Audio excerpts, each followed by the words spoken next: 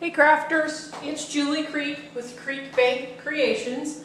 I've been working on some fall flowers that I've been making from paper books, and I thought you would enjoy seeing what I've been working with and doing with these. I started out making a series of cards using the mini 8 punch and making some very nice fall cards with the bow bunny line. And I added the flower, and so that's what I want to share with you today is how to make these flowers. I'm making them out of a book. You can use a dictionary, a Bible, anything you have. I'm using 12 pages that I'm stacking up all together, and I'm die cutting them on my die called Tattered Florals from Tim Holtz. I'm just setting that on there and running that through, and it's going to cut out 12 pieces all at once. You can do the same technique on cardstock. You're just not going to get the same finish, and you probably won't be able to do 12 layers. You probably won't want 12 layers. For the flower we're going to do first, we're going to do what I call the mum first. It's very easy. It's this one. You're going to need some brads, some little brads. You're going to need some, I like to, when I'm finished, use glimmer mist on it to give it a little sparkle. We won't use glue for this one. We'll use it for a different flower.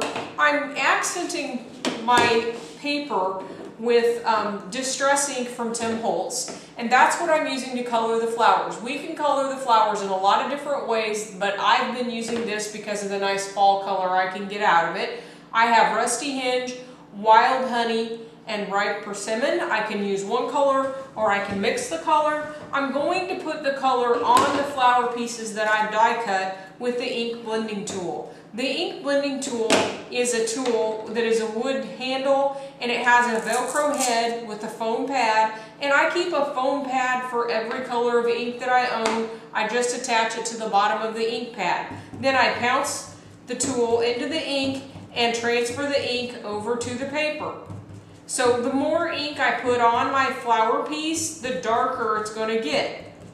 If I just want to accent the edges of this project, I could just drag some ink onto the corners of the paper. So this is a handy tool. It's a go-to tool for me that I use all the time.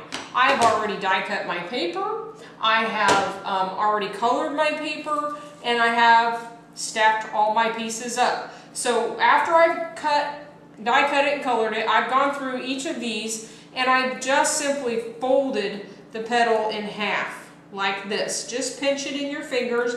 Because it's thin paper, it'll hold the shape pretty well, but cardstock works too. Then I'm going to stack all the pieces up together, and you see when I already pushed down there that I'm already getting the look of the flower.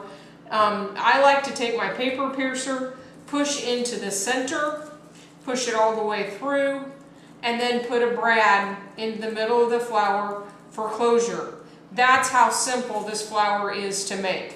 You can see my center here. When I'm done, I can simply put my flower down, spray it with my mist, and it's going to give it some shimmer, and let it totally dry. I'm going to go back and fluff it up.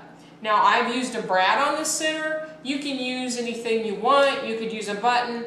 I have a dome top brad here for our card, but anything works fine. This is the first series. I'm going to do 3 videos, so stay tuned and watch for our other videos on how to make more book paper flowers. Thanks so much.